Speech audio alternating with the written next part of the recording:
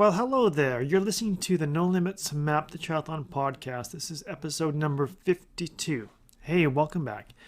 I am super proud of myself for doing two podcasts in a row, week after week. I thought that was fantastic. So right away, I want to give myself a little pat on the back. Very proud of myself. Very proud of myself. Today I'm drinking coffee out of my Ironman mug from 7.3 Hawaii. And this mug is from 2015. Let's take a sip. Oh, it's so good. Coffee is so good. And if you can have Kona coffee in your mug, oh, it's even better. Hi, I'm Todd Malcolm, and I've been in the sport of triathlon for over 25 years. I'm head coach of a triathlon group you've probably never heard of. We don't train all the time, and we don't have goals to win races. In fact, our motivation is the exact opposite. We train for triathlons in addition to living busy lives with the goal of staying in shape and challenging ourselves in this amazing sport of triathlon. We are triathletes with no limits, and this is your map to triathlon. Okay, so in today's episode, I want to ask you a question. If your Ironman was still on, would you do it? At the time of this recording, we are in July 2020, and we are still in a pandemic. Races are being canceled left, right, and center. And I believe that the last Ironman, which is 7.3, was like middle of March. And I think it was in Mexico. I know that because we were in Puerto Rico scheduled to race the 7.3 on a Sunday, and ours was canceled, but Mexico went. I had an athlete racing in Mexico, and she got it done, and we didn't. And after that, there were 0 races. So, I probably like you, well, maybe not, but for me, I try to be as positive as possible and optimistic as possible. So I'm like, oh, this is going to pass fast. We're going to have races back. Don't give up. My next race after Puerto Rico was Challenge Roth in Germany. Is that right? No, in Hawaii 17.3, and then Challenge Roth, and then Ironman Canada. And I just kept hoping after each one got canceled, okay, that one's canceled. This one's going to happen. That one got canceled. Okay, this one's going to happen. That one got canceled, but Hawaii's pushed to August. Maybe it's going to happen. That got pushed to November. Is it going to happen? I don't know. The World Championships that are pushed to February 2021 were just canceled. So am I being crazy? And you might say, hell yeah, Todd, you're being crazy, and thinking that Hawaii 70.3 is going to run in November. Well, I don't know. But my question to you is this today. And look, say if by chance your race was not canceled, and I was the race director, and I sent you an email today, and I'm like, hey, how are you doing today? Hope you're having a great day. Guess what? We have word from the city, the state, the province, wherever you're living, that we have the go-ahead to put on the regular scheduled Ironman, and we're going to do it in a month. Are you in? Are you out? And I really want to know, would you do it? Would you do your race? Now, I think there's lots of reasons why you shouldn't, for sure. Well, one is the main reason is that, look, we are in a pandemic, and it's serious business. And I'm not trying to make light of this situation at all. Like it's major. It's a major problem. And so you do not want to do an Ironman if you are in a vulnerable population, right? So if you are older, if you have compromised immune system, if you aren't able to do the preventative activities, if you can't maintain physical distance, if you refuse to wear a mask, etc., then, if you have COVID, well, for goodness sake, you should not be doing a race. But let's say you're not in those groups, right? Your health is fine. Would you consider doing your Ironman, right? Would you do it? And what I think is this is a very personal question. So we can have many different answers, and all the answers, are right, because it's up to you. And no one should be shaming other people for saying they want to do it or they don't want to do it, or you're being too positive or you're being too negative. It's just who you are, right? I mean, it's just who you are. So just go with what you're doing and keep going. And one of my favorite sayings is keep moving forward. And 2 years ago, Mike said to me, Todd, whatever you're doing, you need to make sure that you are enjoying the ride. Right? So whatever you're doing in life, whether it's training for triathlon, your work, or whatever it is, just make sure whatever you're doing, you are enjoying the ride. And if not, get off the ride and get another ride that you are enjoying. I'm not talking about your ride being a bike. I'm just your ride being your life. And if it's not going the way you want it to, then make some changes and make some different choices. So yeah, would you do an Ironman? And for me, I would say yes. I would do it. No, I was going to almost say, well, look, if it's down in the States where the numbers are gigantic in some of the states, I probably wouldn't go. But if the numbers were low, like where I'm recording this, we're in Calgary, Canada. The numbers are quite low. It's nice to see. Are we completely clear? No, we're not completely clear, but the numbers are low, and so I think the chances are much, much lower. But if you went to a different place where the numbers are super high, then you have to really think twice about whether you are willing to take that risk. Now, so the question was, would you do an Ironman today? And I'd really like to know, would it be yes or no? Or maybe, are you on the fence? Maybe you would, maybe you won't. And if the question about doing an Ironman is, well, Ironman's just too big, Todd. Ironman's just too big. What about a sprint? When COVID hit I always think it's March. I find that, March is when everything happened. I found a lot of people were, they're like, oh man, we're stuck inside. We can't go to our gyms. We can't go to the pool. What in the world are we going to be doing? We were extremely, extremely motivated and creative to find ways to train indoors. Like, it was fantastic. People were doing, this, they were doing that. They were super creative. They were positive. They were working hard. And then it stopped. Well, I don't know if it stopped, but it definitely slowed down. And I think what happened is, as the races got canceled, motivation to train just wasn't there. And it just, say if we were up high, every cancellation knocks you down and then down and down. I know for me that when I am swimming, biking, or running, what keeps me going sometimes when I feel tired or feel like quitting is that, oh, look, you've got a race coming up in, 2 weeks, 2 months or whatever it is, or 2 days. And that really helps drive me to go, oh, it's going to be here. I want to get this workout in. I visualize myself in that position in the race and doing well and making progress in this workout. This workout's going to make it better. So that helps me. And when you don't have that, when all your races are canceled, it's hard to keep moving forward. And what I found for myself is I had to go back and go, instead of exercising because I want to race, I have to exercise because of why. And we all have to sit down, get out your pens, paper, computer, whatever it is, and write out, why am I doing this? Like, why am I doing this? And it's when the race is gone, there's a lot of people that say, I'm not going to do it because I'm only training because I want to race. And for me, I'm going to say that, yeah, you know what?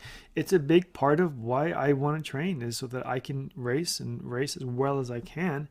And I like that. I really do. I like that. I am being honest. And when the races are canceled, that motivation has dropped. So I need to go, well, why am I doing this?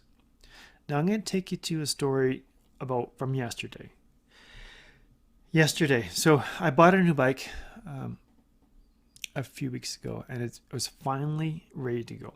We had some things that had to get in place before it was ready to ride, but once all those things got into place, I'm like, yes, it is ready to go. It's ready to ride. I'm super excited. And where am I going to take it for its inaugural ride outside? I did take it around the block. I do. I think that's kind of fun, taking your new bike out, going around the block and making sure the brakes work and making sure the gears work. Because when I first did it last week, it wasn't working. Like, it's not working, which was a good thing to do. You need to find out if it's going to work or not. So it wasn't working, but now it's all working. And I'm like, where am I going to take it for a ride? I live in Calgary, and about an hour and a half, maybe 2 hours from where I live, is a beautiful small town called Banff. It is an amazing little town. It's spelled Banff. Wonderful. And there's a road from Banff to Lake Louise. The highway is called 1A. And currently, it's closed. It's closed to traffic. It's closed so that the animals can be safer, and the human animals can ride their bikes on it. And it's freshly paved. And it's beyond amazing. So I'm like, hey, wouldn't that be a super amazing place to ride for the first ride of this bike? I'm like, yes, let's do it. So I sent out an email to people, posted on social, who wants to join me on this day? And what I did, I have flexibility in my life sometimes with work. And I'm like, I looked at the weather schedule and I go, you know what? Tuesday is going to be like the day that I want to ride. So I sent it out.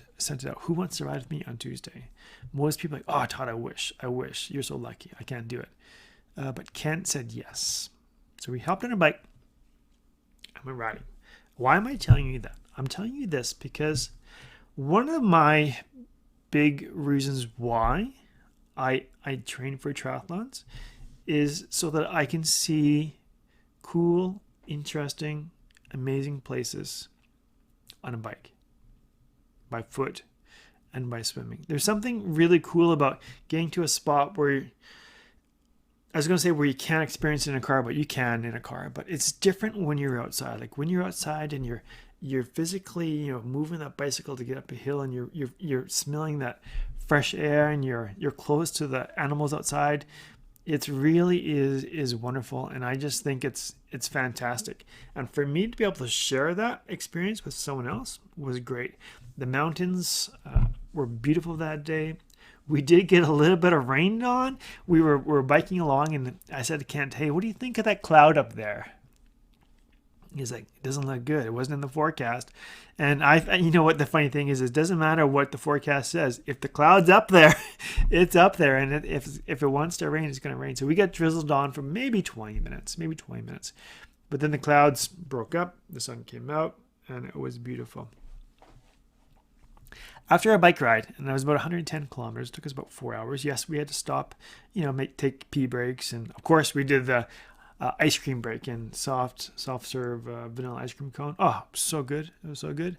After our bike ride, I'm like, hey, let's run up a mountain. So we ran up Sulphur Mountain, and then we ran down. And I got to the first kilometer, and I said to Kent, oh my gosh, whose idea was this? This is a big mistake. He goes, Todd, this was your idea, and suck it up, and let's go. And he wasn't listening to my moaning and groaning and complaining. He's like, just get going. And he wouldn't even slow down much for me. So I put my head down. I just tried to focus, pretending I had a rope attached to his back, and he's pulling me up the mountain. And once we reached the top of the mountain, I'm like, yes, throw my arms up. I am happy. It is over. And we went to the lookout, took a couple of pictures, waited a few minutes. I'm like, let's run down. Let's get this over with. And that for me was an amazing day. And it's hard to do that when you are not in shape. And that's one of my big reasons why is I like being in shape. I just do. I like being able to do things that most normal people think is absolutely crazy. Most people will not want to ride their bikes 110 kilometers. And then after that, run up a mountain and then run down. We are, if you're listening to this, you're probably a triathlete, and we are a different breed. And that's pretty cool. And so traveling is a big part for me too. And this year no one is really traveling outside of their country. even outside of where I am, it's hard to get out of your province, but although those barriers are coming down, which is great, so we can experience our own country. But it's hard to get to, we can't go to the States right now. We cannot get to the States. The border is still closed, which is too bad. Okay, so the question is, would you do an Ironman today? It was prompted to me by, I think it was 3 weeks ago. 3 weeks ago, I had an email pop up in my inbox that said, hey, Try for Evans Sprint Triathlon is going to happen. It's going to happen on August 2nd. Registration is now open. Do you want to do it? And I'm like, to be honest, I don't usually do sprint triathlons. I've done sprints, a lot of them in the past, but recently it's usually 7.3 or an Ironman. It's just how it is. And I rarely race in Alberta. I usually, take people to someplace, amazing location, we race there. But I thought, you know what? With COVID, with no races happening, no Ironman, I'm like, why not? Why not sign up for this small sprint triathlon? I'm like, yeah. So I signed up for it. And then shortly after, I was chatting with the 70.3 race director. He's like, you know what, Todd? I'm also putting on a race. And it's the weekend after that. And it's called the Chinook Triathlon. Hey, I'm going to do that one too. And they're still, fingers crossed, trying to get the 70.3 Calgary up and running. I'm hoping it goes. Seriously, I really want it to go because that would be the only 7.3 Ironman that takes place in 2020 in Canada. We're going to have to see what happens in the States. So it could be, I don't know, the only one in North America. Who knows? I don't know.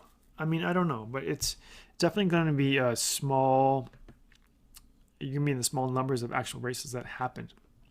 So we're going to have to see. So my question is this, if you are, so wherever you are now, are there any races happening? And the answer may be no. We're not even allowed to exercise outside. I don't know where you are. I don't know how the restrictions are right now, but for us, it's slowly opening up.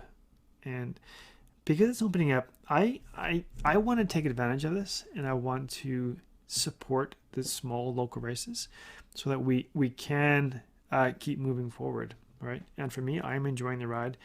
And yeah, I think it's going to be a lot of fun to see what happens. Now, look, I'm not saying to go do these races and not being COVID safe, right? If you sign up for a race and you get there and you have like a bad feeling, and you go and you look around and you can see what's happening, you go, this is not a good thing. Call it a day, pull the plug, bike in the car, and then go home. And that is a difficult thing for many triathletes to do. I totally get it. I remember years ago I signed up for a race and it was just pouring down with rain.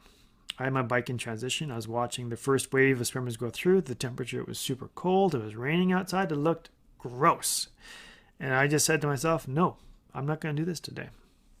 But it's hard because when you pay an entry fee into anything, you are committed. And sometimes that commitment from that money makes you do things even though it may not be the smartest thing to do because, well, I paid my $50 or I paid my $300 or whatever it is. I'm going to do it. And I'm going to tell you right now that if it doesn't if you get to a race where you go, oh my gosh, this may not be the smartest thing to do, don't do it. Consider the money you spent into the race a donation to the race and an investment in yourself for staying alive and moving forward. And that I want to talk to you about a little bit about, like not a lot, about all this loss of money. People have, when you have to sign up for races, they're expensive, right? These Ironman races, they're not cheap. They're expensive, and many of the races, well, right now all the races, have been canceled or postponed or deferred. And there's so many unhappy people that I've seen on social media. To be honest, I try not to watch the news too much or read too deep into social media stuff because it's just not, afterwards I read it or watch it, I'm like, I don't feel any better. And so there's just so many complaints out there, so much negativity out there. I'm like, it's not worth it. Now, I'm going to tell you, look, I am just like many of you guys who sign up for events. I signed up for Puerto Rico, 70.3. I signed up for Hawaii, 70.3. I signed up for Challenge Roth. I signed up for Ironman Canada. And I signed up for Washington, 70.3. That's 5 races. How much is in that? I have no idea. You can do the math. But it's quite a bit of money. Right now, none of those races are going. My only hope for 2020 is Hawaii 17.3. And it's deferred or postponed till November. I think it's the 21st. But with Hawaii, Ironman being canceled in February, a lot of people are like, there's no way our race is going to go. And I'm like, you know what? It could go because you're not bringing a lot of international travel. Anyways, I don't want to get on it. The thing is I spend a lot of money on these races. And you can either, I talked about this in another video or a podcast or something. You can, there's multiple ways that you can respond to having your race canceled. The first one, I should have wrote these down. The first one is you can go, oh well, and move on. Right? Oh well, move on. The second one is look at the options that Ironman gives you. Can you do any of these options? And then if you can, choose those options. The third one is most of these races are giving you a chance to race in the following year. So time of this recording, it's 2021. Hopefully we're not having the same conversation in 2021. I really hope not. The fourth way to respond is to go, I want my money back. I want it back now. Now, I don't usually go to number 4. I usually go 1, 2, or 3. And what I like to think about is the future of triathlon. And I think many of these race directors, look, no one saw COVID coming. No one did, right? And I'm not here to judge how people run their businesses and how they spend their money. I'm not. I don't think anyone, well, whatever, however your thoughts are, but I'm not going to be that person who judges how they do it. So when you have this plan for your business and this amount of money coming in and then going out, how you have to do it, and when all that stuff gets canceled, when all of it gets canceled and there's nothing to give back, you're like, oh my gosh, what am I supposed to do? It can be an extremely scary situation. Look, I know that a lot of us have lost a lot of income, right? A lot of us. I see it everywhere. It is not an easy time. But in the grand scheme of things, if you are focused and want to help triathlon live, then it may be in our best interest to say, okay, like worst case scenario, say, look, I can't get my money back. I get it. But let's start again in 2021. Would that suck? Yeah, it would. But you know what would suck more from my perspective? Is if all the race directors said, I've lost so much money. I'm going to claim bankruptcy. I am done. And I am out of this triathlon game. I'm not going to do it again. And what I think some people may not see is that in order for someone to put on a triathlon, they have to be so committed to triathlon. Like I've known quite a few race directors over my time, and they're 100% in the triathlon. They're not really there to make a lot of money because it's so expensive to put on a race. Like, there's so much money behind the scenes that you can't see. I don't believe many of them are making that much money. But they love triathlon so much and they want to give back to everyone who does the triathlon because they understand how much joy and how much entertainment and love they get from triathlon. That's why they're doing it. I truly believe that. And if these people get to a point where they're like, I'm done. I can't take it anymore. I've lost all my money. I can't do it. I can't risk having this as my job because the chances of it falling apart are there. I mean, they're there, and then losing too much money. And dealing with, I could not imagine dealing with all of those emails about canceled races, etc., etc. It just goes on and on. And look, you might be saying, well, Todd, that's their job. That's their job. They've decided to become a race director. I get that too. All I'm saying is that let's look forward ahead. And for me, I want to see this sport of triathlon continue to live. And I've heard and I've read some emails about people in Ironman. And look, I like Ironman a lot. Like, I really, really do. Look, I've even put a sticker on my AirPod thing, right? It's a way for me to identify that's mine, not my son, so we don't confuse each other's. But I like it a lot. I don't have a tattoo on my body, but a lot of people are like, oh, I wish I never put Ironman tattoo on my body because they suck. They suck as a company. I'm like, oh my gosh. I don't know. I wish I had the answer. I know I don't. But breathing helps. Breathing helps. Trying to stay relaxed a bit if you can. Exercise is wonderful for this. So get out there, and let's go back to that question is, if I was a race director and I sent you an email today and saying, hey, look, oh my gosh, we found a cure for this. We're going to be okay. In a month's time, the race is going to happen. Do you want to do it? Yes or no? And then you have that checkbox, yes, no, or do you want to do it in 2021? Thank you for taking this survey, and let me know what race you want to do. And then that's it. That's it. So guys, that's the end of my podcast. This was episode number 52. And like I said, I'm super proud that I got 2 podcasts done in 2 weeks. And hey, if you made it this far, let's do a virtual high five. Boom. And I will see you on the next podcast of the No Limits Map the Triathlon podcast. Have yourself an amazing, amazing day. Happy training. Bye-bye. Thank you guys so much for tuning in. Hey, if you have any questions, please send me a note. You can contact me at Instagram at No Limits Coach and Facebook at No Limits Try. If you enjoyed this podcast, please leave a comment and a review on iTunes.